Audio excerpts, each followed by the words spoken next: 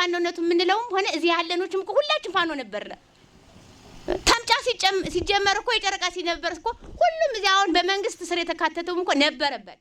ይሄ ቀውስ ወዴት ይሄዳል ብሎ እኔ ስፋትና ጥልቀቱን የተገነዘቡ አልመሰለኝም። እኛ በምንደክንበት ሰዓት ብዙዎች ያፈዙ ነበር። ፋኖም እንደ ፋኖነቱ ምንለውም ሆነ እዚህ ያለኖችም እኮ ሁላችን ፋኖ ነበርና ታምጫ ሲጀመር እኮ የጨረቃ ሲነበር እኮ ሁሉም እዚህ አሁን በመንግስት ስር የተካተተውም እኮ ነበረበት።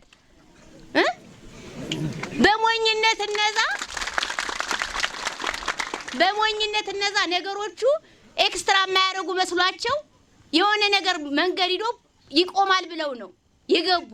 እነ ብልጦ ግን በሆነ አጋጣሚ የራሳቸውን ተጠቀሙ። እኔም ብልጥ ስለሆንኩ እዚህ ስላለ ለምንድን ነው ይሄንን አንዱ መውቀስ የለበትም። እከሌ የለም፣ ሁሉም ወንድሙ ነው። እዚህም ያለው በእናንተው ስር ያለው በመንግስትም ሆነ በራሱን ችሎ አሁን አባል ነኝ ብሎ የሚለውም ወንድሙን ማምጣት ይችላል። በቃ ይችላል። የማይችልበት ምክንያት የለውም። ሁላችንም ይቅር ባይ ልብ ቢኖረን መንግስት እንደ መንግስት አሁን ትቶታል። እውነት ልንገራችሁ ጨዋታውን ትቶታል። እሱ የራሱን ስራ ነው የሰራ። እያያችሁ ነው አዲስ አበባን ምን እያደረገ እንደሆነ። ስም ለመትከል ሰም ሳይሆን ስም ነው እየተከለ ያለው። እኛ ግን እዚህ ደግሞ ወንድማችንን ገለን ስም መያዝ ነው የምንፈልግ የከሌ ገዳይ እንድንባል። ለምንድን ነው ይሄን የምናደርግ? በቃ እንጠንቀቅ። ሁላችንም ልቦችን ሰፊ እናድርገው። እግዚአብሔርን እንለምነው።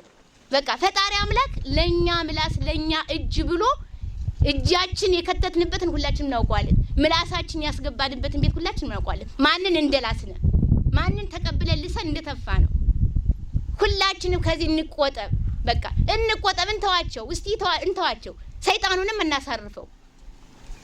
አጋንንት እኮ ይሄን መስራት ምንም አያቅተው። ምንም ያደርጋል። ከዚህ በላይ ማድረግ ይችላል። ግን ብንተው ልብ ብንገዛ በቃ ስናይ ባንጠቋቆም ስናይ ይጥርስ ባንነካከስ አንዱ ወሬ ባያወራ። አሁን እኮ መጥፎ ወሬ ስንሰማ ላይ እናደርሰዋለን። ሰው የሚለውጥ አገር የሚቀይር የሆነን ሰው ከሆነ ህይወት ላይ ወደ ሆነ ህይወት የሚያስገባ ሲሆን እኮ አንናገርም ፈጽመን።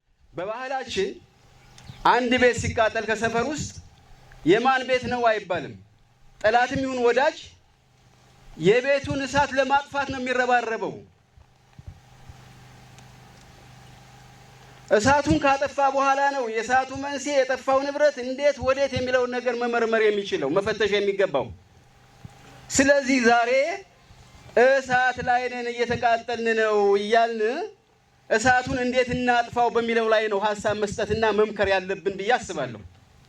እኔ ይሄ ቀውስ በክልላችን ከተነሳ ጀምሮ ብዙ ደክመናል ብያለሁ። ብዙ ደክማችኋል እናንተም አውቃለሁ። ማህበረሰቡ ግን ይሄ ቀውስ ወዴት ይሄዳል ብሎ እኔ ስፋትና ጥልቀቱን የተገነዘቡ አልመሰለኝም።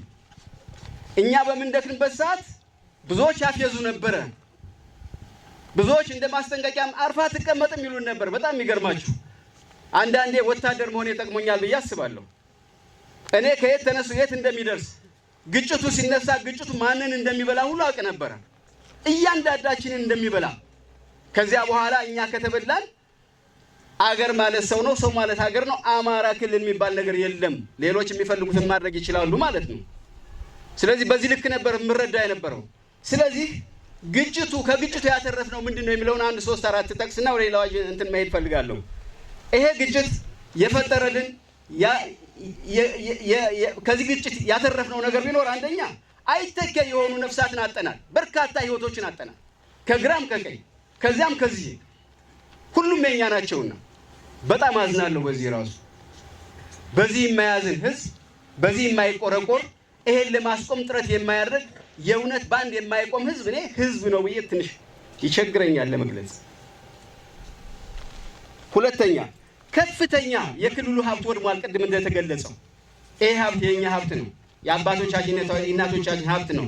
ቢተርፍ ቢቀጥል ቢያድግ ነገ የልጆቻችን ሀብት ነው።